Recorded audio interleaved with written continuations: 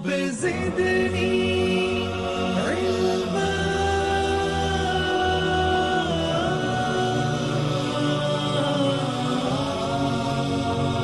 رب زدني علما. السلام عليكم ورحمة الله وبركاته. إن الحمد لله نحمده ونستعينه ونستغفره ونعوذ بالله من شرور أنفسنا ومن سيئات أعمالنا. من يهده الله فلا مضل له ومن يضلل فلا هادي له، وأشهد أن لا إله إلا الله وحده لا شريك له، وأشهد أن محمدا عبده ورسوله. يا أيها الذين آمنوا اتقوا الله حق تقاته ولا تموتن إلا وأنتم مسلمون. يا أيها الناس اتقوا ربكم الذي خلقكم من نفس واحدة وخلق منها زوجها وبث منهما رجالا كثيرا ونساء، واتقوا الله الذي تساءلون به والأرحام إن الله كان عليكم رقيبا. يا أيها الذين آمنوا اتقوا الله وقولوا قولا سديدا يصلح لكم أعمالكم ويغفر لكم ذنوبكم، ومن يطع الله ورسوله فقد فاز فوزا عظيما.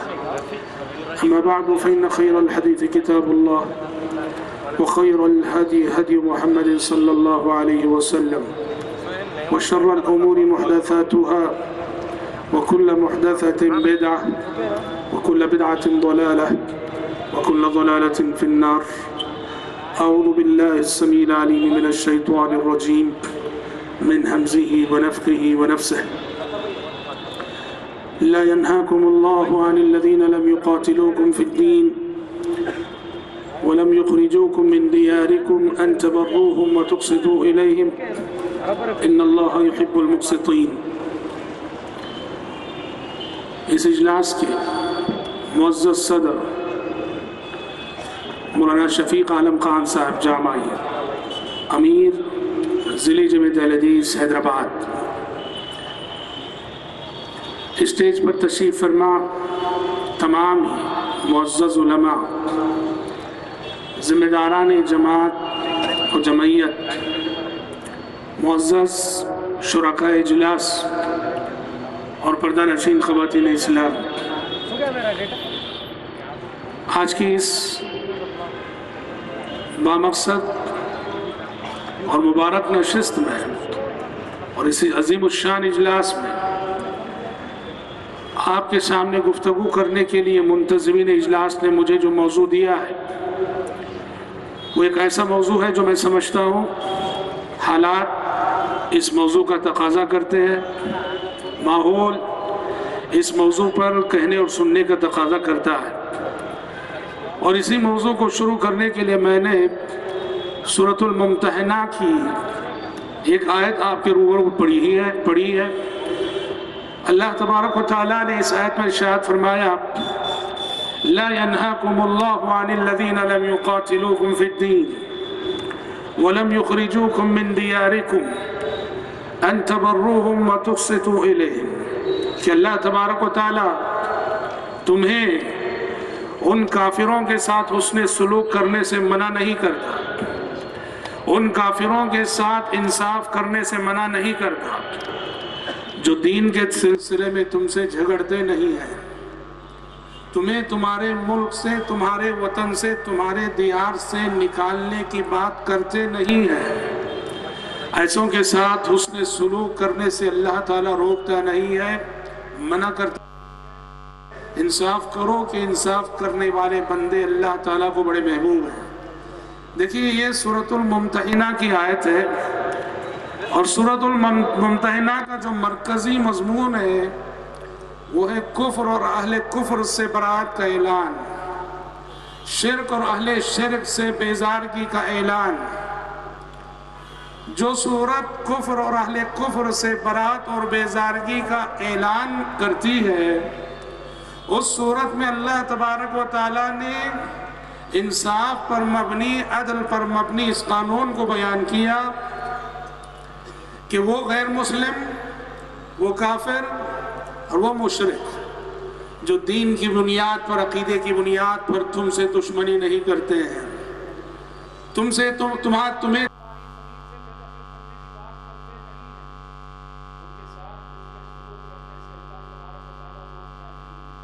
میرا عنوان اصل میں ہے پیارے نبی صلی اللہ علیہ وسلم کا سلوک غیر مسلمین کے ساتھ۔ پیارے نبی صلی اللہ علیہ وسلم کی بعثت اس دنیا میں انسانیت پر اللہ تبارک و تعالیٰ کا بہت بڑا احسان، اللہ تبارک و تعالیٰ کا بہت بڑا انعام۔ للمؤمنین اذ بعث فیہم رسولا من انفسہم، اللہ تبارک و تعالیٰ نے اس گھڑی بڑا احسان کیا اہل ایمان پر جب انسانوں میں اس نے انہی میں سے ایک رسول کو بھیجا۔ حضرات، پیارے نبی صلی اللہ علیہ وسلم نے دنیا میں آنے کے بعد انسان کو حق اور باطل میں تمیز کرنے کا سلیقہ سکھایا۔ پیارے نبی صلی اللہ علیہ وسلم نے انسان کو انسانیت کی معراج سے آشنا کروایا اور اخلاق و کردار کی اعلیٰ قدروں کا ایک واضح تصور انسانوں کے آگے پیش کیا۔ سیرت رسول کا پڑھنا پڑھانا، حیات طیبہ کے ہر گوشے کے سلسلے میں معلومات لینا، معلومات رکھنا، یہ ہر مسلمان کا فرض ہے۔ اور خصوصاً آپ صلی اللہ علیہ وسلم کی سیرت کا یہ گوشہ کہ آپ کا سلوک اپنے دشمنوں کے ساتھ کیسا رہا، اپنے مخالفین کے ساتھ کیسا رہا، معاشرے کے غیر مسلمین کے ساتھ کیسا رہا، مشرکین مکہ کے ساتھ آپ کا رویہ کیسا رہا، قوم یہود کے ساتھ آپ نے کیا سلوک کیا، نصارہ کے ساتھ آپ نے کیا سلوک کیا، اس گوشے کو جاننا ہمارے لیے اور آپ کے لیے ازحد ضروری ہے۔ کیوں؟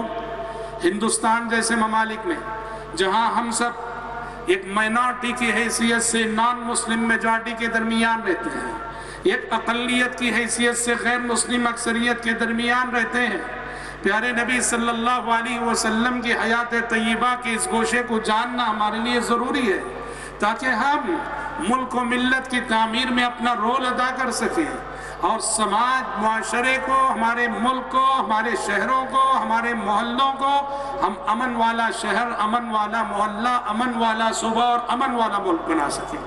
اسی حوالے سے حضرات، آج میں اپنی تقریر میں اور مجھے دیے گئے محدود وقت میں انشاءاللہ تعالی حیات طیبہ کے حوالے سے آپ صلی اللہ علیہ وسلم کا سلوک جو غیر مسلمین کے ساتھ تھا اس کے کچھ نمونے میں واقعات کی شکل میں پیش کرنے کی کوشش کروں گا، اور آپ سے درخواست یہ ہے آپ جائزہ لیں ہمارا جو رویہ ہے، ہمارا جو طرز عمل ہے، ہمارا طرز عمل غیر مسلمین کے ساتھ کیسا ہے، اور پیارے نبی صلی اللہ علیہ وسلم کا سلوک غیر مسلمین کے ساتھ کیسا تھا، آپ خود جائزہ لے سکتے ہیں اور آپ خود انصاف کر سکتے ہیں۔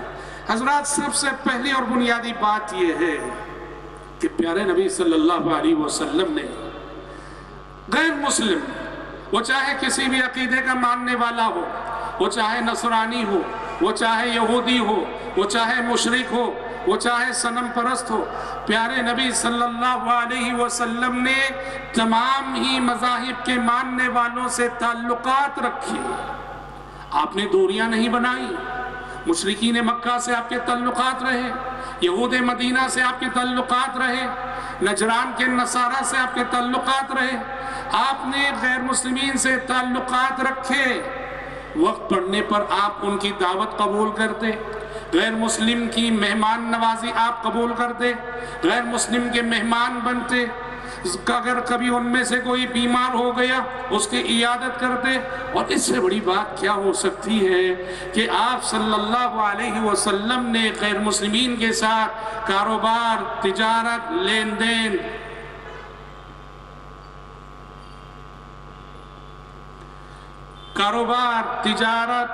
دین، آپ صلی اللہ علیہ وسلم نے یہ سارے تعلقات غیر مسلمین کے ساتھ روا رکھے۔ ابو داؤد کی روایت ہے کہ اضاف النبی صلی اللہ علیہ وسلم یہودی بخبز و احالت انسان خواب، ایک یہودی نے آپ کو دعوت دی۔ دیکھیے قوم یہود کی من حیث القوم کتنی مذمت ہے قرآن میں، من حیث القوم جتنی مذمت قرآن نے قوم یہود کی ہے کسی اور قوم کی نہیں، اور لیکن پیارے نبی صلی اللہ علیہ وسلم کو دیکھیے، ایک یہودی آپ کو دعوت دے رہا ہے اور آپ اس کی دعوت کو قبول کر رہے ہیں۔ اچھا اس کی شرارت کہیے یا اس کی غربت اور ناداری کہیے، دسترخوان پہ رکھا کیا تھا؟ روٹی کے ساتھ اس نے ایسا سالن رکھا جو خراب ہو چکا تھا۔ اور پیارے نبی کا تواضع، پیارے نبی کے اخلاق، پیارے نبی صلی اللہ علیہ وسلم نے اس روٹی کو اسی سالن کے ساتھ کھایا۔ آپ صلی اللہ علیہ وسلم نے اس میں کوئی عیب نہیں نکالا، آپ نے اس میں کوئی تبصرہ نہیں کیا۔ جو چیز دسترخوان پہ رکھ دی گئی، چپ چاپ آپ صلی اللہ علیہ وسلم نے وہ چیز کھا لی۔ بیمار ہو گیا کہ یہودی بچہ، پیارے نبی اس کی عیادت کے لیے تشریف لے گئے۔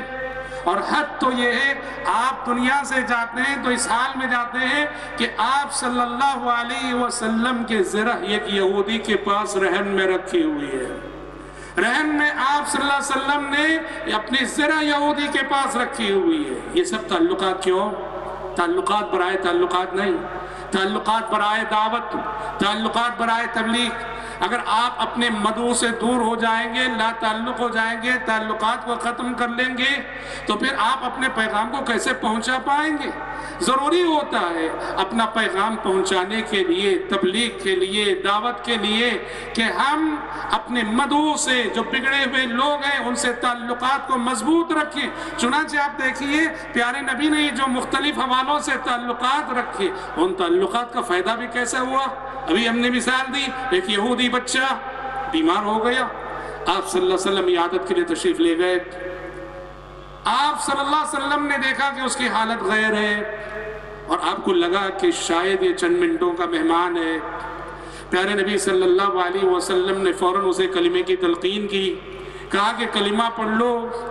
باپ سرانے بیٹھا تھا، وہ باپ کو دیکھنے لگا۔ باپ نے کہا اطیع ابا القاسم، بچے کے جذبات کا لحاظ رکھے اس نے کہا ابو القاسم کی بات مان جاؤ۔ ادھر باپ نے اجازت دی اور ادھر اس یہودی بچے کی زبانی کلمہ نکلا، کلمہ پڑھا، اور کلمہ پڑھنے کی تھوڑی ہی دیر بعد اس کی روح قفس عنصری سے پرواز کر گئی۔ آپ صلی اللہ علیہ وسلم کو اس بات کا غم نہ ہوا، اس بات کا دکھ نہ ہوا کہ آپ کا خدمت گزار دنیا سے چل بسا۔ آپ کو اس بات کی خوشی ہوئی کہ دنیا سے جانے سے پہلے کلمہ پڑھ کر وہ نارے جہنم سے بچ گیا۔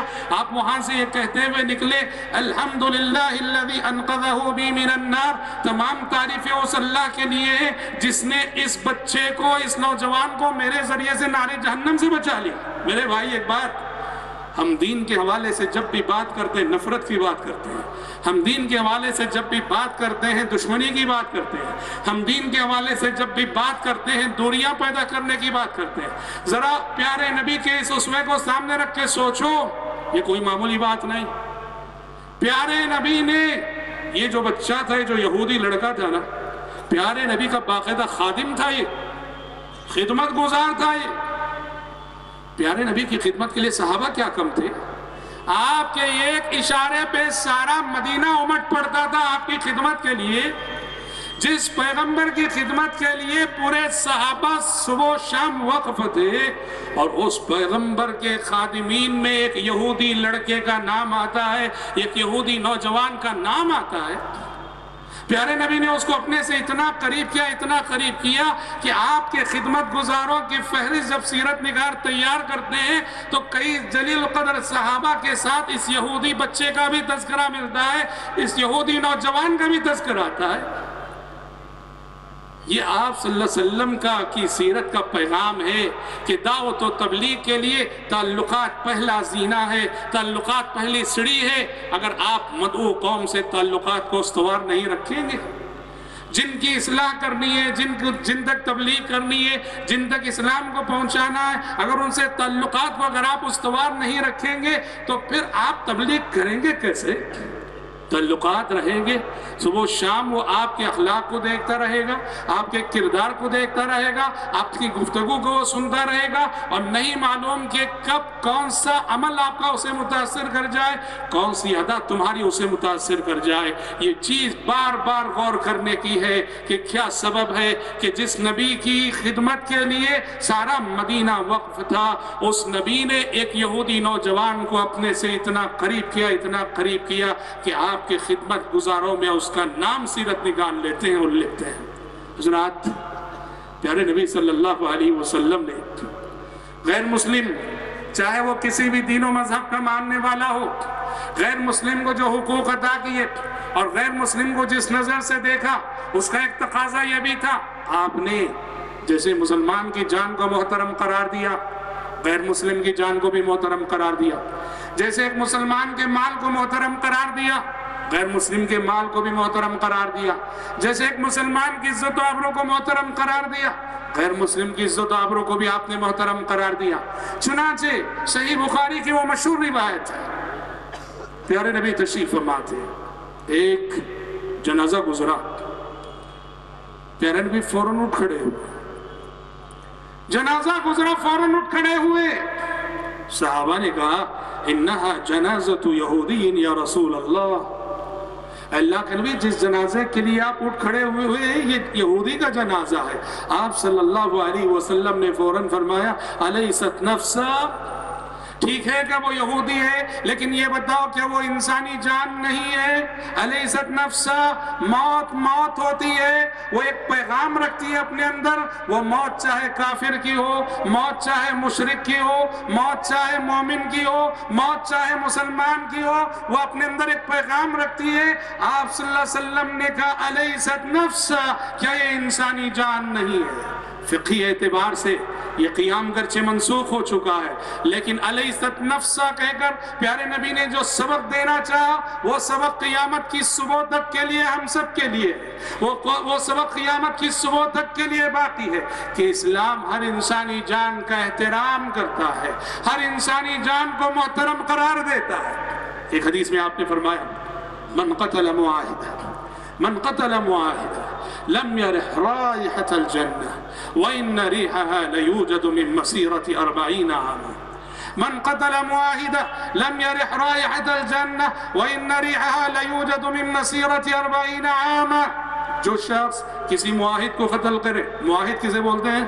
وہ غیر مسلم جو اسلامی ملک میں رہتا ہے ٹیکس دے کر، یا وہ غیر مسلم جو ویزا لے کر اسلامی ملک میں داخل ہوتا ہے۔ پیارے نبی نے فرمایا جو مسلمان ایسے کسی غیر مسلم کا قتل کرتا ہے، ایسے مسلمان کا جنت میں جانا تو بڑی بات، لم یرح رائحۃ الجنہ، وہ جنت کی خوشبو بھی نہیں پائے گا، وَإِنَّ رِیحَهَا لَيُوجَدُ مِن مَسِیرَةِ 40 عاما، حالانکہ جنت کی خوشبو 40 سال کی مسافت کی دوری سے سونگھی جا سکتی ہے۔ جی میں کہہ رہا تھا کہ اسلام کی یہ تعلیم ہے کہ جس طرح ایک مسلمان کی جان محترم ہے، غیر مسلم کی جان محترم ہے، جیسے مسلمان کا مال محترم ہے، غیر مسلم کا مال محترم ہے، جس طرح مسلمان کی عزت و آبرو محترم ہے، ایک غیر مسلم کی عزت و آبرو محترم ہے۔ پیارے نبی صلی اللہ علیہ وسلم نے اپنے عمل سے اس بات کی تعلیم، دیکھیے سیرت کی کتابوں میں ایک واقعہ آتا ہے، آپ نے سیرت کا ایک واقعہ سنا ہے جسے سریہ بئر معونہ کہا جاتا ہے۔ بنو عامر ایک قبیلہ تھا، بنو عامر کے کچھ لوگ پیارے نبی کی خدمت میں آئے اور یہ کہہ کر کہ ہم لوگ اسلام لائے ہیں، تربیت کرنے کے لیے کچھ علماء بھیجیے۔ پیارے نبی صلی اللہ علیہ وسلم نے 70 علماء صحابہ کو روانہ کیا۔ یہ لوگ ان 70 صحابہ کو لے گئے، راستے میں ان کے ساتھ غدر کیا، دھوکہ کیا اور ان 70 صحابہ کو شہید کر ڈالا، مار ڈالا۔ بہت بڑی غداری تھی، بہت بڑی خیانت تھی، اسلام لانے کا ڈھونگ رچایا، پھر تبلیغ کے لیے علماء کو بھیجنے کی درخواست کی۔ 70 چنندہ اور منتخب صحابہ جب بھیجے گئے، ان کے ساتھ غدر کیا، ان کے ساتھ دھوکہ کیا اور سارے کے سارے مار دیے گئے، شہید کر دیے گئے۔ ایک صحابی بچ نکلے، اس میں عمر بن امیہ الزمری ان کا نام تھا۔ کسی طرح سے انہوں نے جان بچائی اور فوراً ان کی غفلت دیکھ کر وہاں سے نکلے اور نکل کر مدینے کی سمت روانہ ہو گئے۔ مدینے کے قریب پہنچے تھے، راستے میں دو غیر مسلم آتے ہوئے نظر آئے۔ حضرت عمر بن امیہ الزمری ان کے ساتھ ہو گئے، معلوم کیا، پتہ چلا یہ دونوں عامری ہیں، یعنی جس قبیلے نے مسلمانوں کے ساتھ غدر کیا، جس قبیلے نے ابھی مسلمانوں کے ساتھ دھوکہ کیا، اسی قبیلے کے یہ دو فرد ہیں، عمر بن امیہ الزمری رضی اللہ عنہ، جن کے دل میں جوش انتقام تھا۔ انہوں نے کہا کہ موقع بڑا اچھا ہے، اسی قبیلے کے لوگوں نے ہمارے 70 ساتھیوں کو شہید کیا ہے، اب میں ان دونوں کو قتل کر ڈالوں گا۔ ساتھ رہے اور موقع دیکھ کر انہی کی تلوار لی اور ان دونوں کو قتل کر ڈالا، حضرت عمر بن امیہ الزمری رضی اللہ عنہ۔ اور قتل کرنے کے بعد دیکھتے ہیں کہ ان دونوں پیارے نبی صلی اللہ علیہ وسلم کے پاس سے ہو کے آ رہے تھے، غیر مسلم تھے صحیح، پر پیارے نبی نے انہیں امان دے رکھی تھی، بہت نادم ہوئے، بہت پشیمان ہوئے، اور پیارے نبی کے سامنے ماجرا عرض کیا، کہا کہ اللہ کے نبی، چونکہ بنو عامر کے لوگوں نے ہمارے 70 ساتھیوں کو شہید کیا تھا، اس لیے اس قبیلے کے 2 غیر مسلم جب ملے، میں نے موقع غنیمت جانا مار ڈالا۔ آپ یقین کیجئے پیارے نبی صلی اللہ علیہ وسلم نے ان دونوں عامریین کی دیت ادا کی باقاعدہ۔ انسانی تاریخ میں ایسی مثال آپ نہیں دکھا سکتے کہ جس قبیلے نے مسلمانوں کے 70 آدمی شہید کیے ہو اور جس وقت شہید کیے ہو اسی وقت اس قبیلے کے 2 افراد کا قتل ناحق ہو گیا، تو پیارے نبی صلی اللہ علیہ وسلم اس قبیلے کو ان دونوں جانوں کا خون بہا ادا کر رہے ہیں اور ان دونوں کی دیت ادا کر رہے ہیں۔ آپ نے دیت دے کر یہ پیغام دیا کہ غیر مسلم کی جان بھی محترم ہوتی ہے۔ جہاں تک مال کی بات ہے، بخاری شریف میں اور ابو داؤد میں مشہور حدیث ہے، مشہور صحابی حضرت مغیرہ بن شعبہ رضی اللہ عنہ، مغیرہ بن شعبہ رضی اللہ عنہ چند غیر مسلمین کے ساتھ تھے اور انہوں نے ان کو قتل کر ڈالا، اور ان کے پاس جو مال ملا وہ سارا مال لے لیے اور لے کر پیارے نبی کی خدمت میں حاضر ہوئے اور کہا کہ اللہ کے نبی دیکھیے میں اسلام قبول کرنا چاہتا ہوں، میں اسلام قبول کر رہا ہوں، اور یہ میرے ساتھ دیکھیے مال ہے، یہ چند غیر مسلمین کا مال ہے جو میرے ساتھ تھے، میں نے انہیں مار ڈالا اور ان کے پاس جتنا مال ملا ہے وہ آپ کی خدمت میں رکھ رہا ہوں۔ پیارے نبی صلی اللہ علیہ وسلم نے کہا اما الاسلام فقد قبلناه، اما الاسلام فقد قبلناه واما المال فانه مال غدر وخیانہ۔ کہا کہ مغیرہ رہا تمہارا اسلام لانا یہ تو منظور ہے، تمہارا اسلام لانا منظور ہے، تم آج سے مسلمان ہو، رہا یہ مال جو تم پیش کر رہے ہو، جو دے رہے ہو، یہ مال دھوکہ دے کر حاصل کیا گیا ہے، خیانت کر کے حاصل کیا گیا ہے، یہ مال ہمارے لیے جائز نہیں ہے، یہ مال ہمارے لیے حلال نہیں ہے۔ دیکھو غیر مسلم کے ساتھ دھوکہ کیا گیا اور اس کا مال لوٹا گیا، پیارے نبی نے اس مال کو اپنے لیے ناجائز سمجھا، اس مال کو اپنے لیے آپ صلی اللہ علیہ وسلم نے حرام جانا۔ حضرات پیارے نبی صلی اللہ علیہ وسلم کو قرآن مجید نے جو اخلاقی تعلیمات دی ہیں ان میں سے ایک تعلیم یہ بھی تھی وَتَعَاوَنُوا عَلَى الْبِرِّ وَالتَّقْوَى وَلَا تَعَاوَنُوا عَلَى الْإِثْمِ وَالْعُدْوَانِ وَتَعَاوَنُوا عَلَى الْبِرِّ وَالتَّقْوَى، نیکی اور تقوی کے کاموں میں ایک دوسرے کی مدد کرو، نیکی اور تقوی کے کاموں میں باہمی تعاون کا مزاج ہونا چاہیے تمہارے اندر۔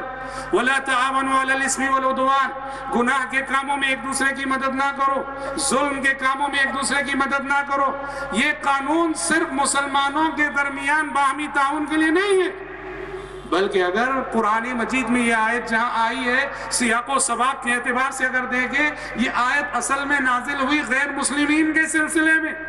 چنانچہ اللہ نے فرمایا وَلَا يَجْرِمَنَّكُمْ شَنَآنُ قَوْمٍ أَن صَدُّوكُمْ عَنِ الْمَسْجِدِ الْحَرَامِ أَن تَعْتَدُوا وَتَعَاوَنُوا عَلَى الْبِرِّ وَالتَّقْوَى وَلَا تَعَاوَنُوا عَلَى الْإِثْمِ وَالْعُدْوَانِ۔ اے مسلمانوں، ان مشرکین مکہ نے تمہیں صلح حدیبیہ کے موقع پر عمرہ کرنے سے روکا تھا، بیت اللہ جانے سے روکا تھا، کہیں تمہیں ان کی یہ دشمنی زیادتی پہ آمادہ نہ کرے، تمہیں ان کی یہ دشمنی ظلم پہ آمادہ نہ کرے۔ وَتَعَاوَنُوا عَلَى الْبِرِّ وَالتَّقْوَى، مشرکین کا ذکر کرنے کے بعد قرآن کہہ رہا ہے کہ نیکی اور تقوی کے کاموں میں ایک دوسرے کا تعاون کرو، تعاون دو اور تعاون لو۔ وَلَا تَعَاوَنُوا عَلَى الْإِثْمِ وَالْعُدْوَانِ، ظلم اور گناہ کے کام میں نہ تعاون کرو اور نہ تعاون لو۔ کئی ایک مفسرین نے لکھا ہے یہ آیت یہ اصول پیش کرتی ہے کہ خدمت خلق کے کاموں میں غیر مسلمین کے ساتھ تعاون لینا دینا جائز ہے، رفاہ عام کے کاموں میں غیر مسلمین کے ساتھ باہم مل جل کر کام کرنا جائز ہے، سوشل سروس جسے کہتے ہیں اس میں غیر مسلمین کے ساتھ، اور خصوصاً میرے بھائی ان جیسے معاشروں میں جہاں ہم مسلمان ایک مائنورٹی کی حیثیت سے جیتے ہیں، ایک اقلیت کی حیثیت سے جیتے ہیں، ہمارے لیے ازحد ضروری ہے کہ خدمت خلق اور رفاہ عام کے ان کاموں میں انصاف پسند غیر مسلم، امن پسند غیر مسلم، صلح پسند غیر مسلم، ان سے اچھے روابط رکھیں، ان سے اچھے تعلقات رکھیں، اور تعلقات رکھ کر نیکی اور خیر کے کاموں کو آگے بڑھائیں۔ دیکھو پیارے نبی صلی اللہ علیہ وسلم نبوت سے قبل جب ابھی تاج نبوت آپ کے سر پہ رکھا نہیں گیا تھا، مکے میں پیارے نبی صلی اللہ علیہ وسلم نے نبوت سے قبل 40 سال زندگی گزاری۔ ان 40 سالوں میں کبھی کسی شر کے معاملے میں آپ نے تعاون نہیں کیا اور تعاون نہیں دیا، لیکن جب ایک خیر کے مقصد کے لیے تنظیم اٹھی، جب مکے میں بدامنی عام ہو گئی، قافلے لوٹ لیے جانے لگے، چوریاں زیادہ ہو گئی، تو مکے کے کچھ باہوش افراد اٹھ کھڑے ہوئے کہ مکے کے ماحول کو پرامن بنائیں گے، ظالم کا ہاتھ پکڑیں گے، مظلوم کو اس کا حق دلائیں گے۔ ان نیک مقاصد کے لیے جب ایک تنظیم بنی تو پیارے نبی صلی اللہ علیہ وسلم نے باقاعدہ اس تنظیم میں اپنا تعاون پیش کیا۔ سیرت کی کتابوں میں اس تنظیم کو حلف الفضول کے نام سے جانا جاتا ہے۔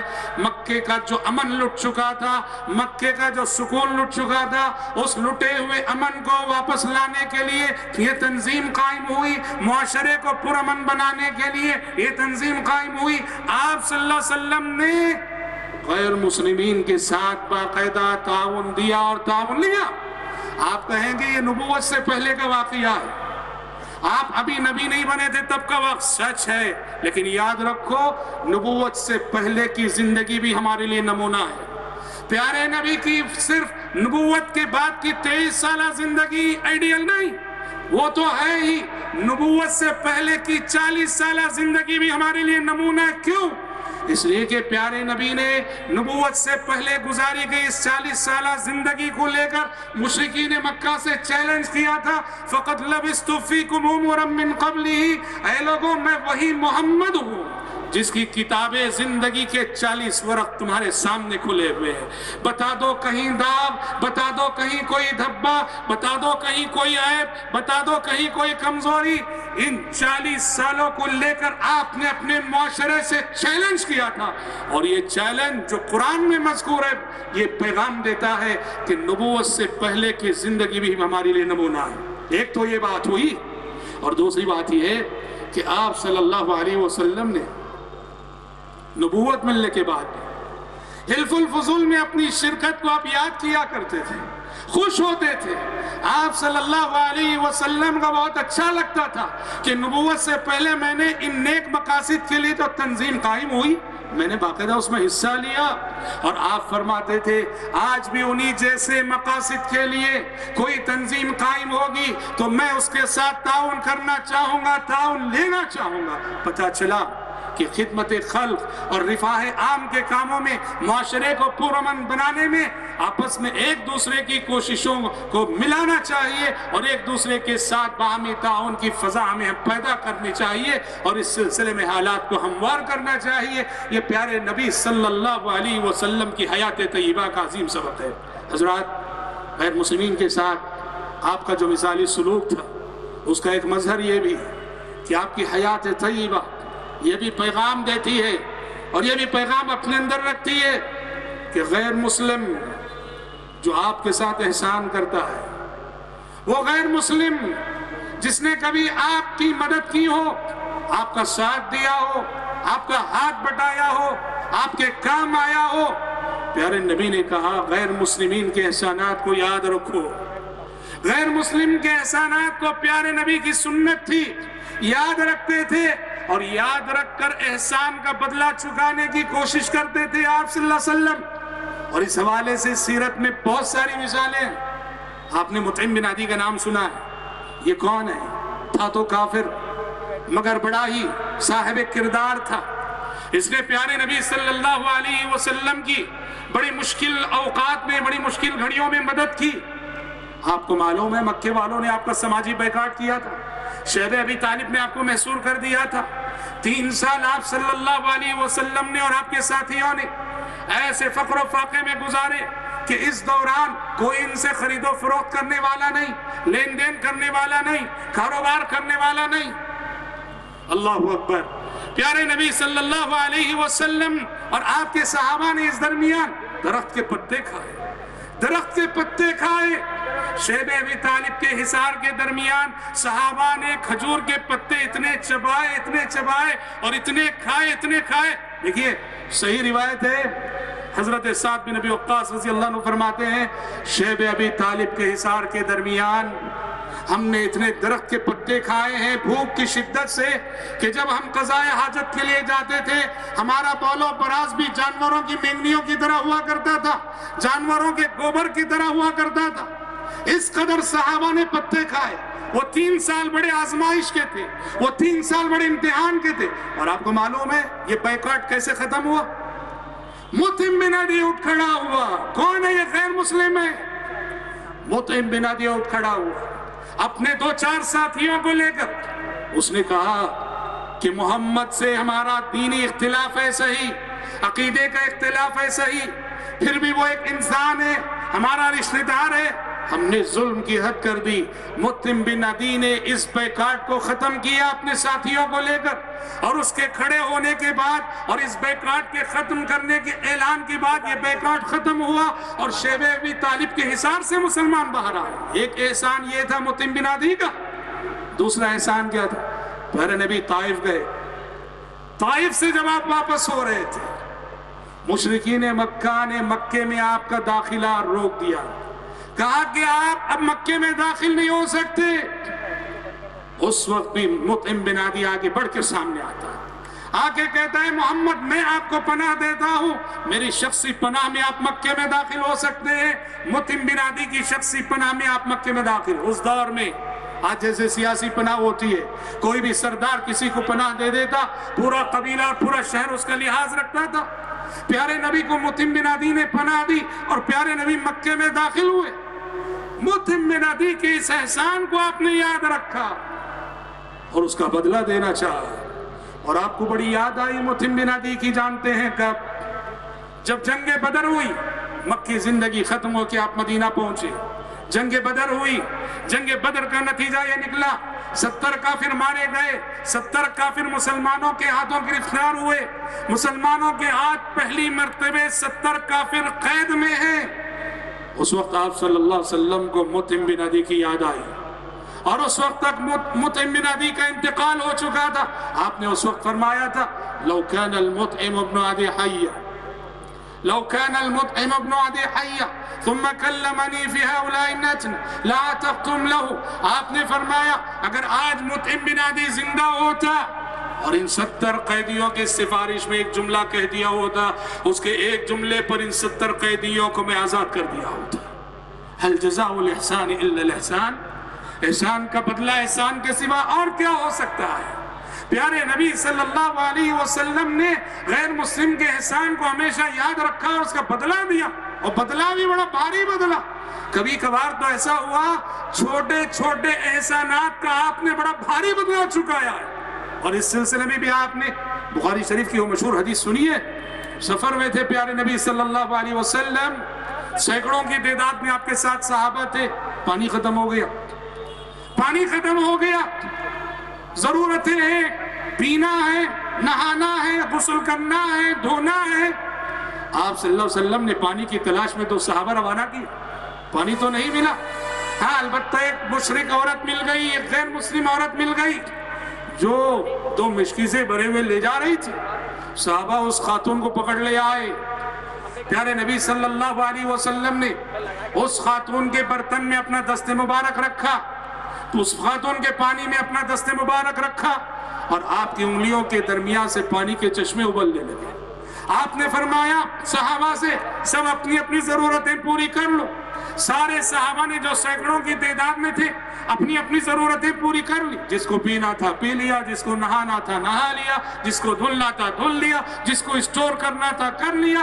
اور راوی حدیث کہتے ہیں میں نے دیکھا سینکڑوں لوگوں کی ضرورتیں پوری ہو گئی اور اس خاتون کے پانی میں ایک قطرہ کمی نہ آئی. عہد نبوت میں کئی بار ایسا ہوا ہے، وقت ضرورت پانی میں برکت آ جائے، پانی زیادہ ہو جائے. وقت ضرورت دودھ میں برکت آ جائے، دودھ زیادہ ہو جائے. وقت ضرورت چاول میں برکت آ جائے، غذا میں برکت آ جائے. دسیوں واقعات ایسے عہد نبوت میں ہوئے. تو سینکڑوں کی تعداد میں صحابہ ان کی ضرورتیں پوری ہوئی اور اس خاتون کا پانی ایک قطرہ کم نہ ہوا. پھر بھی بیچاری جا رہی تھی، پکڑ کے لایا گیا. آپ نے صحابہ سے کہا اس کی اجرت اسے دے دو. سب نے جس کے پاس جو چیز میسر تھی دے دیا. کسی نے کھجور دے دیے، کسی نے ستو کا آٹا دے دیا، جسے جو چیز میسر تھی دے. وہ عورت بہت خوش ہوئی کہ پانی بھی بچا رہا اور مفت میں اتنی بھاری قیمت مجھے ملی ہے. اپنے قبیلے کے پاس گئی اور جا کر کہنے لگی جئتکم من عند اسحار الناس. لوگوں میں ایک بہت بڑے جادوگر کے پاس سے ہو کے آ رہی ہوں. معجزے کو اس نے جادو سمجھا. اس نے جو دیکھا کہ آپ صلی اللہ علیہ وسلم کی انگلیوں کے درمیان سے پانی کے چشمے ابل رہے اور سینکڑوں کی تعداد میں لوگوں نے اپنی ضرورتیں پوری کی اور پانی جیسا کہ ویسا باقی ہے، کہ اس نے اس کو معجزے کو جادو سمجھا. ایک بہت بڑے جادوگر کے پاس سے ہو کے آ رہی ہوں. لیکن اس حدیث میں، اس واقعے میں جو عبرت کا پہلو ہے جو میں ذکر کرنا چاہ رہا ہوں وہ کیا ہے؟ حدیث کے راوی کہتے ہیں، بخاری شریف کی روایت ہے، اس واقعے کے بعد پیارے نبی صلی اللہ علیہ وسلم جب بھی جہاد کے لیے فوجیں روانہ کرتے، کمانڈر کو بلاتے اور نصیحت کرتے کہ دیکھو وہ خاتون کہ جس کے پانی سے ہم نے ایک مرتبہ فائدہ اٹھایا تھا اس کی بستی پہ حملہ نہ کرنا. دیکھیے یہ ہے اسلام، یہ ہے اخلاق، یہ ہے کیریکٹر، اور یہ ہے سیرت محمدی، اور یہ ہے حیات محمدی، اور یہ ہے وہ کردار جسے لے کر ہم دنیا سے چیلنج کرتے ہیں کہ محمد الرسول اللہ صلی اللہ علیہ وسلم جیسا کیریکٹر، آپ جیسا کردار، آپ جیسی زندگی کہیں لا کے دکھا دوں. آپ نے کہا کہ جس عورت کے پانی سے ہم نے فائدہ اٹھایا تھا نا، اس عورت کی بستی پہ حملہ نہ کرنا، اس عورت کے قبیلے پہ حملہ نہ کرنا. چنانچہ صحابہ پیارے نبی کی اس وصیت کا بڑا لحاظ رکھتے. اس خاتون نے، اس کے قبیلے والوں نے دیکھا چاروں طرف مسلمانوں کے حملے ہو رہے. مسلمانوں کے حملوں سے اگر کوئی بستی محفوظ ہے، کوئی قبیلہ محفوظ ہے تو بس یہ قبیلہ.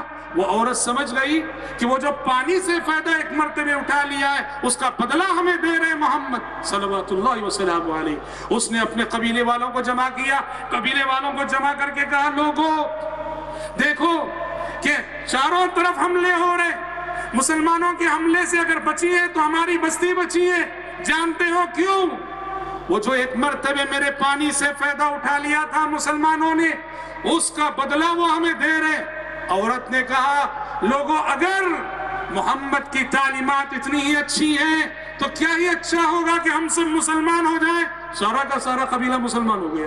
بخاری کی روایت ہے، سارا کا سارا قبیلہ مسلمان ہو گیا. پانی کا احسان، پانی کا احسان. پیارے نبی نے پانی کے احسان کا اتنا بڑا بدلہ عطا کیا. ایک مرتبہ اس کے پانی سے ہم نے فائدہ اٹھایا ہے، لہٰذا پورے قبیلے کو، پوری بستی کو آپ نے امان دے دی کہ اس بستی پہ حملہ نہ کیا جائے. هل جزاء الاحسان الا الاحسان. احسان کا بدلہ احسان کے سوا اور کیا ہو سکتا ہے؟ اور احسان احسان ہوتا ہے، چاہے وہ مسلمان کا ہو، مومن کا ہو، کافر کا ہو، یہودی کا ہو، کرسچن کا ہو. احسان احسان ہوتا ہے اور اسے یاد رکھنا چاہیے اور یاد رکھ کر احسان کا بدلہ دینے کی کوشش کرنی چاہیے. یہ پیارے نبی صلی اللہ علیہ وسلم کی حیات طیبہ کا بہت بڑا سبق ہے. حضرات، آپ صلی اللہ علیہ وسلم کی حیات طیبہ غیر مسلمین کے حوالے سے ہمیں جو پیغامات دیتی ہے، جو تعلیمات دیتی ہے، اس میں سے ایک بہت بڑی تعلیم انصاف کی بھی. انصاف کہ غیر مسلم کے ساتھ محض اس بنا کہ وہ غیر مسلم ہے ظلم نہ کرو، زیادتی نہ کرو. آپ نے کہا انصاف کرو، انصاف کا معاملہ کرو. قرآن نے کہا وَلَا يَجْرِمَنَّكُمْ شَنَآنُ قَوْمٍ علی اللہ تعدلوا اعدلوا هو اقرب للتقوى. کسی قوم کی دشمنی تمہیں ظلم پہ آمدہ نہ کرے، کسی قوم کی نفرت تمہیں ظلم پہ آمدہ نہ کرے. اعدلوا هو اقرب للتقوى. انصاف کرو کہ انصاف کرنا ہی عین تقوی کا تقاضا ہے. یہ آیت غیر مسلمین کے سلسلے میں ہے، جو مسلمانوں کو پیغام دے رہی ہے کہ غیر مسلم کے ساتھ محض اس بنا کہ وہ غیر مسلم ہے ظلم نہ کرو. مسند احمد کی ایک حدیث ہے، پیارے نبی فرماتے ہیں اگر کوئی مسلمان ظلم کرتا ہے، کس پر؟ غیر مسلم پر. مسلمان ظالم ہے اور غیر مسلم مظلوم ہے، پیارے نبی فرماتے ہیں اس غیر مسلم کی آہیں اور اس غیر مسلم کی بد دعا اس مسلمان کو برباد کر سکتی ہے.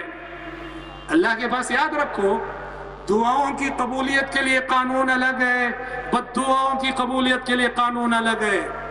دعا صرف مومن کی قبول ہوتی ہے، دعا صرف موحد کی قبول ہوتی ہے، دعا صرف مسلمان کی قبول ہوتی ہے. بد دعا ہر مظلوم کی قبول ہوتی ہے، وہ یہودی ہو، وہ کرسچن ہو، وہ ہندو ہو، وہ سکھ ہو، وہ کوئی بھی ہو. ظلم اگر ظالم مسلمان ہو، مظلوم کافر ہو، اس کافر کی بد دعا اس مسلمان کو برباد کر سکتی ہے. یہ ہماری شریعت کی تعلیم ہے. ظلم ہے چاہے جس کے ساتھ بھی ہو، ظلم کہیں بھی اس شریعت اسلامیہ نے ظلم کو کبھی برداشت نہیں کیا. دیکھیے ایک مرتبہ کیا ہوا، یہ بھی ابو داؤد کی حدیث ہے. ایک مسلمان اور ایک یہودی میں کچھ تو میں ہو گئی، کچھ بحث ہو گئی، تکرار ہو گئی. یہودی نے قسم کھاتے ہوئے کہا وَالَّذِي اصْطَفَى مُوسَى عَلَى الْعَالَمِينَ. یہودی نے کہا قسم ہے اس ذات کی جس نے موسیٰ علیہ السلام کو برگزیدہ بنایا. اس قسم میں کوئی غلطی تھی؟ کوئی غلطی نہیں. یہودی نے کیا کہا؟ وَالَّذِي اصْطَفَى مُوسَى عَلَى الْعَالَمِينَ. قسم ہے اس ذات کی جس نے موسیٰ علیہ السلام کو برگزیدہ بنایا، موسیٰ علیہ السلام کو جہاں والوں میں سے چن لیا. اس قسم کے کھانے پر جو مسلمان صحابی تھے ان کو بڑا غصہ آ گیا. انہوں نے یہودی کو تماچا رسید کر دیا. صحابی نے یہودی کو ایک تماچا رسید کر دیا اور وہ یہودی سیدھے کہاں گیا؟ پیارے نبی صلی اللہ علیہ وسلم کی خدمت میں پہنچا. یہودی نے جا کے شکایت کی کہ دیکھیے آپ کے ساتھی نے مجھے اس لیے مارا ہے کہ میں نے یوں قسم کھائی کہ وَالَّذِي اصْطَفَى مُوسَى عَلَى الْعَالَمِينَ، کہ قسم ہے اس ذات کی جس نے موسیٰ علیہ السلام کو چن لیا اور برگزیدہ بنایا. پیارے نبی نے یہودی کی شکایت سنی، یہودی کی شکایت کو بجا قرار دیا اور اپنے مسلمان جو صحابی تھے، صحابی کو آپ نے تنبیہ کی اور کہا کہ لَا تُفَضِّلُونِي عَلَى مُوسَى. لوگو مجھے موسیٰ علیہ السلام پہ فوقیت نہ دو، موسیٰ علیہ السلام پہ فضیلت نہ دو. کیوں؟ اس لیے کہ کل جب حشر کے میدان میں سب سے پہلے میں ہوش میں آؤں گا، حشر کے میدان میں سب سے پہلے میری آنکھیں کھلیں گی تو دیکھوں گا کہ موسیٰ علیہ السلام عرش الہی کو تھامے ہوئے کھڑے ہوئے ہیں.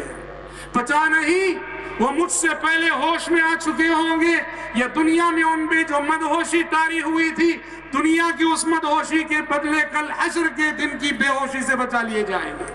آپ صلی اللہ علیہ وسلم نے یہاں یہودی کو حق بجانب قرار دیا اور کہا کہ مسلمان سے زیادتی ہے. ایسا مزاج اسلام نے دیا ہے. ظلم ہوتا ہے، ظالم ہوتا ہے، قطع نظر اس کے دین سے، اس کے مذہب کے، اس کے عقیدے کے. عہد نبوت بھی اور ایسے ہی واقعہ ہوا تھا. ایک مسلمان نے، توما بن عبیرق اس کا نام تھا، توما بن عبیرق نے ایک زرہ چرا لی اور جب پکڑے جانے کا خوف ہوا، اندیشہ ہوا، ایک یہودی کے پاس رکھ دیا. پیارے نبی کی خدمت میں مسئلہ پہنچا تو اس شخص نے، توما بن عبیرق نے، جو کہ چور تھا، جس نے چرایا تھا، اس نے یہودی پہ الزام لگایا کہ چور وہ ہے، چرایا اس نے ہے. اور بظاہر پیارے نبی صلی اللہ علیہ وسلم کو یقین ہو گیا کہ یہی یہودی چور ہے، اس لیے کہ زرہ اس کے پاس ملی ہے.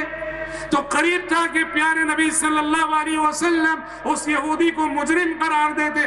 آسمان سے فوراً وحی آ گئی إنا أنزلنا إليك الكتاب بالحق لتحكم بين الناس بما أراك الله ولا تكن للخائنين خصيما واستغفر الله ولا تكن للخائنين خصيما. اے پیغمبر یہ خیانت کرنے والے جنہوں نے چوری کی ہے اور چاہتے ہیں کہ آپ ان کی تائید کریں اور ان کے فیور میں بات کریں، آپ ہرگز خیانت کرنے والوں کے فیور میں بات نہ کریں.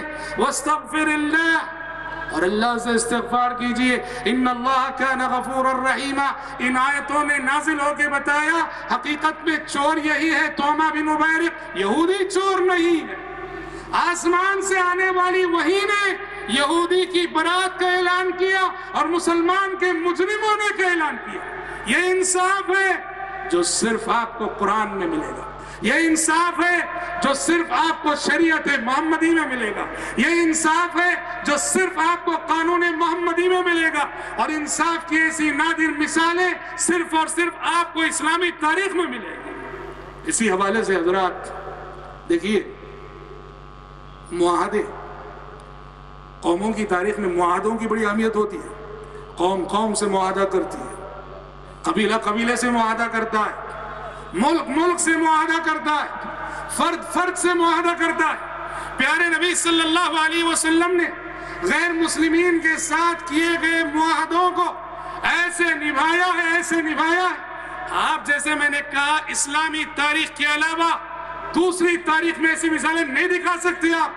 جنگ بدر کا موقع ہے، یہ چیلنج ہے.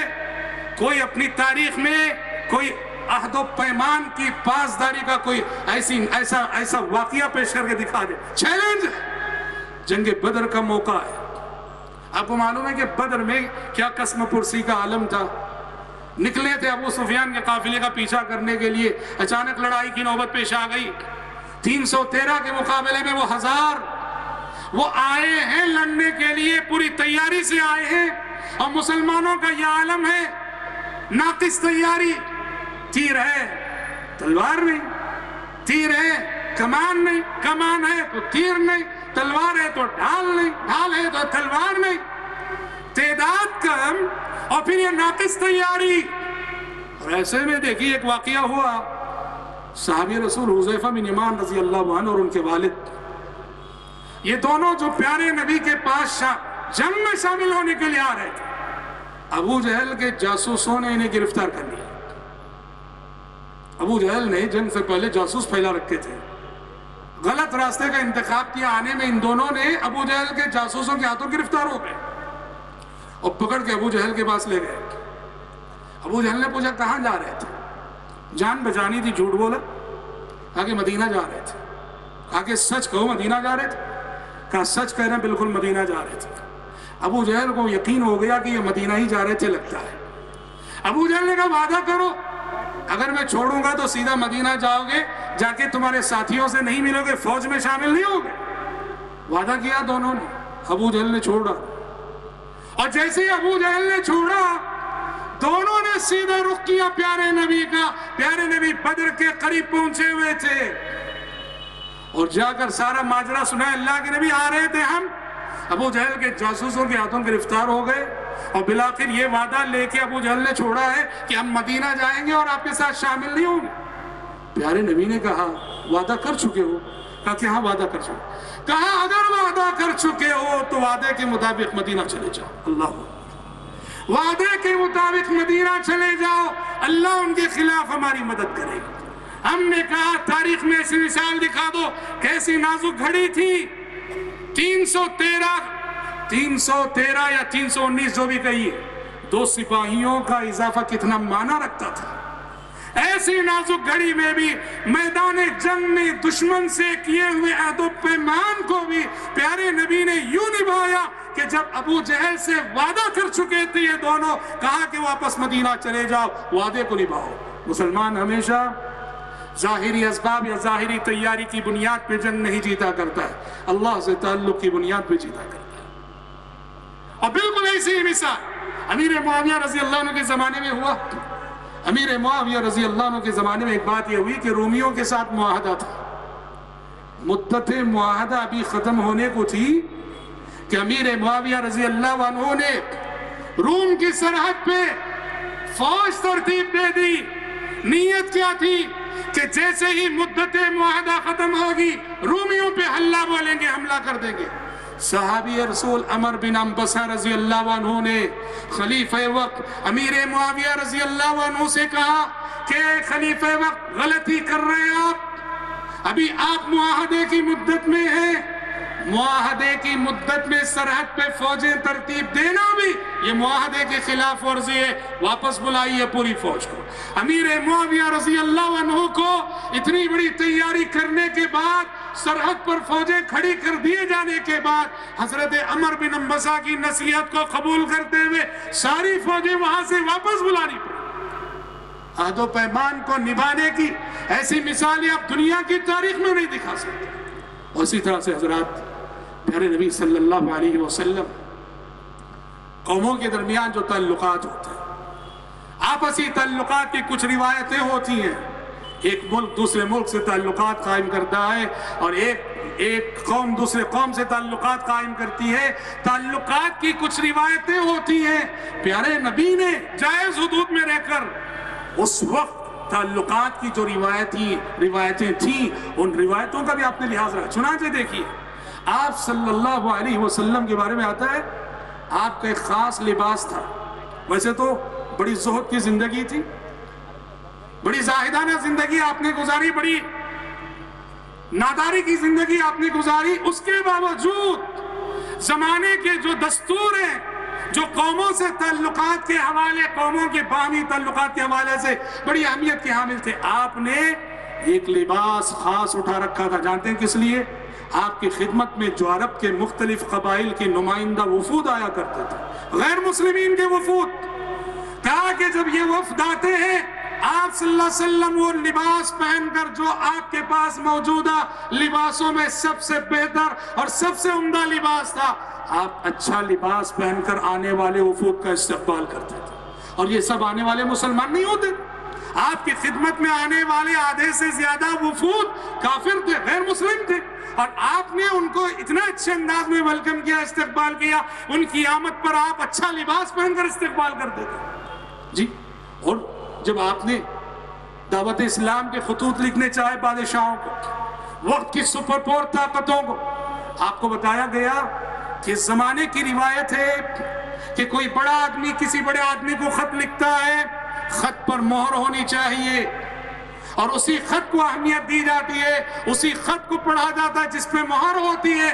پیارے نبی صلی اللہ علیہ وسلم نے اس بات کو سن کر باقاعدہ مہر اپنائی. آپ صلی اللہ علیہ وسلم کی جو مبارک انگوٹھی تھی اس میں آپ صلی اللہ علیہ وسلم نے محمد الرسول اللہ لکھوا لیا, اور وہی آپ صلی اللہ علیہ وسلم کی مہر تھی. جو بھی خطوط آپ نے لکھے, کسرا کے نام, قیصر کے نام, جو بھی خطوط آپ نے لکھے باقاعدہ اس پہ مہر ہوا کرتے تھے. اور دیکھیے یہ باہمی تعلقات میں سفارت بڑا معنی رکھتی ہے. کسی بھی قبیلے کا سفیر, کسی بھی قوم کا سفیر, سفیر کی کبھی توہین نہیں کی جاتی, سفیر کو کبھی ستایا نہیں جاتا. کسی بھی ملک یا کسی بھی قوم کے سفیر کو ستانا اس پورے ملک پر ظلم کرنے کی برابر ہے. پیارے نبی نے اس کا کتنا لحاظ رکھا. ابو رافع رضی اللہ عنہ جو مشرکین مکہ کے سفیر تھے, مشرکین مکہ کے سفیر بن کر پیارے نبی کی خدمت میں آئے, اور مدینہ آنے کے بعد پیارے نبی صلی اللہ علیہ وسلم سے ملاقات کرنے کے بعد, پیارے نبی کی گفتگو سننے کے بعد اسلام ان کے دل میں گھر کر گیا, اسلام داخل ہو گیا. آئے ہیں سفارتی مہم پہ, آئے ہیں مشرکین مکہ کی نمائندہ بن کر, آئے ہیں مشرکین مکہ کے سفیر بن کر, اور اس مدینہ آنے کے بعد مسلمان ہو گئے. اور مسلمان ہونے کے بعد کہنے لگے اب میں واپس نہیں جاؤں گا, اب میں واپس نہیں جاؤں گا. آیا تھا تو کافر تھا میں, اس لیے میں سفیر بن کے آیا, اب تو میں مسلمان ہو گیا ہوں, واپس نہیں جاؤں گا. آپ صلی اللہ علیہ وسلم نے کہا ابو رافع تمہیں واپس جانا پڑے گا مکہ. مسلمان ہو گئے ہو صحیح, لیکن تمہاری حیثیت سفیر کی ہے, سفیر کی حیثیت سے آئے تھے, اور کسی بھی قوم کے سفیر کو روکے رکھنا بہت بڑا قانونی جرم ہے. آپ نے کہا واپس مکہ جاؤ, واپس مکہ جانے کے بعد تمہاری سفیر کی حیثیت ختم ہو جائے گی، پھر پلٹ کے آ جانا۔ حضرت ابو رافع رضی اللہ عنہ کو جانا پڑا اور جا کر پھر دوبارہ وہ لوٹ کر پلٹ کر آئے۔ یہ کتنی بڑی باتیں ہیں۔ تو دیکھیے پیارے نبی صلی اللہ علیہ وسلم کی حیات طیبہ غیر مسلمین کے ساتھ سلوک کے حوالے سے کتنا اعلیٰ کردار رکھتی ہے اور کتنے اعلیٰ اخلاق آپ صلی اللہ علیہ وسلم نے غیر مسلمین کے ساتھ پیش کیے۔ ہماری زبانوں میں ایک جملہ ہے، الکفار لا اعتبار، الکفار لا اعتبار۔ یہ جملہ کسی معنی میں صحیح بھی ہو سکتا ہے لیکن کلی طور پر صحیح نہیں ہو سکتا۔ سیرت محمدی صلوات اللہ وسلام علیہ اس جملے کو غلط قرار دیتی ہے۔ کیسے؟ بہت سارے غیر مسلم ایسے ہوتے واللہ ان کے پاس صرف ایمان کی کمی ہوتی ہے، ان کے پاس صرف عقیدے کی کمی ہوتی ہے، باقی ان کے معاملات، ان کے اخلاق، ان کا کیریکٹر یہ پورا جو ہے اسلامی ہوتا ہے، ان کے لین دین اسلامی، ان کے معاملات اسلامی، ان کے اخلاق اسلامی۔ کمی ہے تو صرف ایمان اور عقیدے کی۔ ایسے کتنے غیر مسلم آپ کو ملیں گے اس سماج میں؟ پیارے نبی صلی اللہ علیہ وسلم نے ایسے افراد کی بڑی قدر کی ہے جن غیر مسلمین کے اندر اعلیٰ اخلاقی خوبیاں پائی جاتی تھی، آپ گہری نظر رکھتے تھے اور ان افراد کی آپ قدر کرتے تھے۔ اور اس کی سب سے بڑی مثال کیا ہے؟ ہجرت جیسا نازک موقع، ہجرت جیسی نازک گھڑی، جب پورے مکے میں اعلان ہو گیا ہے کہ جو بھی ابو بکر صدیق کو اور محمد کو پکڑ کے لائے گا اس کے لیے اتنا بڑا انعام ہے، صلوات اللہ وسلم، اعلان ہو چکا ہے۔ اور سارے اہل مکہ اس عظیم انعام کو حاصل کرنے کے لیے ڈھونڈ رہے کہاں ہیں آخر یہ دونوں۔ اور انعام اتنا بڑا تھا اندازہ ہوتا ہے چھوٹے لوگ تو چھوڑو، بڑے بڑے سردار اس کی جستجو میں تھے۔ سراقہ کا کہنا ہے نا، سراقہ کہتے ہیں جنہوں نے پیچھا کیا تھا سفر ہجرت میں پیارے نبی کا، بعد میں مسلمان ہوئے تھے۔ میں ایک مجلس میں بیٹھا تھا، ایک شخص آیا، آ کے کہا میں نے ابھی ساحل کے راستے پر دو انسانی شبیہیں جاتی ہوئی دیکھی ہیں، وہ سمجھتا ہوں ابو بکر اور ان کے ساتھی محمد ہی ہیں۔ سراقہ کہتے ہیں جب میں نے سنا تو یقین ہو گیا کہ واقعی آپ صلی اللہ علیہ وسلم ہی تھے وہ، لیکن مجھے وہ انعام حاصل کرنا تھا۔ میں نے اس بات کو ٹال دیا کہ نہیں وہ دونوں افراد میں جانتا ہوں، وہ میرے سامنے ہی گئے ہیں۔ مجلس ختم ہوئی، مجلس ختم ہونے کے بعد سراقہ نے سواری لے کر فوراً پیچھا کیا۔ مطلب یہ ہے انعام اتنا بڑا تھا کہ جو آج ابو بکر کو اور محمد الرسول اللہ صلوات اللہ وسلم علیہ پکڑ کے لائے گا اور اس کے لیے اتنا بڑا انعام ہے۔ اور اللہ اکبر، اس نازک گھڑی، اس نازک وقت پر آپ کو معلوم ہے آپ صلی اللہ علیہ وسلم نے مکہ سے مدینہ لے جانے کے لیے کس شخص کا انتخاب کیا راستہ دکھانے کے لیے؟ غار ثور میں آپ چھپ گئے کیونکہ تلاش ہے، آپ نے یہ طے کیا کہ ابھی چلنا نہیں ہے، پہلے 3 دن چھپ جانا ہے، تلاش کرنے والے 3 دن تلاش کر کر کے تھک جائیں گے، اس کے بعد چلنا ہے۔ اور آپ صلی اللہ علیہ وسلم نے ایک پلاننگ یہ بھی کی، مکہ سے مدینہ جانے والے جو چالو راستے ہیں، چالو راستوں سے جانا نہیں، چالو راستوں سے اگر جائیں گے تو پکڑ لیے جائیں گے، نئے راستوں سے جانا ہے، خفیہ راستوں سے جانا ہے۔ اور اس کے لیے کسی رہنما کی ضرورت ہے، کسی رہبر کی ضرورت ہے جو خفیہ راستوں کا علم رکھتا ہو۔ اور اس نازک گھڑی میں جہاں جان کے لالے پڑے ہوئے ہیں، جہاں سروں کی قیمت لگ چکی ہے، آپ کو معلوم ہے آپ صلی اللہ علیہ وسلم نے مکہ سے مدینہ لے جانے کے لیے، راستہ دکھانے کے لیے جس رہنما اور رہبر کا انتخاب کیا وہ ایک غیر مسلم تھا۔ سیرت کی کتابوں میں عبداللہ بن اریقط اس کا نام بتایا گیا، اور بعض روایتوں میں عبداللہ بن ارقد اس کا نام بتایا گیا۔ عبداللہ بن ارقد کو معلوم ہے کہ پیارے نبی جن کی تلاش پورے مکے میں وہ غار ثور میں چھپے ہوئے ہیں، ابو بکر صدیق جنہیں پورا مکہ تلاش کر رہا ہے وہ غار ثور میں چھپے ہوئے ہیں۔ عبداللہ بن ارقد کو معلوم ہے، داد دیجئے عبداللہ بن ارقد کی انسانیت نوازی کی، اور داد دیجئے اس شخص کے کئی معنی اخلاق کی۔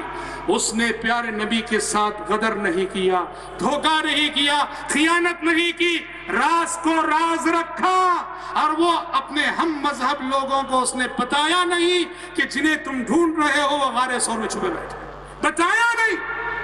حالانکہ سیرت نگار لکھتے ہیں کہ پیارے نبی صلی اللہ علیہ وسلم نے عبداللہ بن ارقط کے لیے جو اجرت طے کی تھی وہ اس انعام کے مقابلے میں کوئی حیثیت نہیں رکھتی تھی۔ داد دیجئے اس ایسے انسانیت نواز شخص کی جس نے اخلاق کا لحاظ رکھا، مروت کا لحاظ رکھا، اپنے ضمیر کا سودا نہیں کیا، اپنے ایمان اور اپنی امانت داری کا سودا نہیں کیا۔ کتنی بڑی بات ہے۔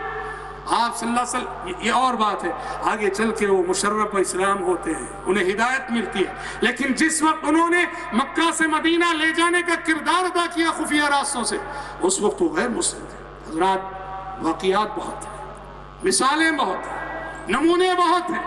اب فجر ہو جائے آپ سنتے رہیں، حیات طیبہ کے یہ اخلاقی واقعات کبھی ختم نہیں ہوں گے۔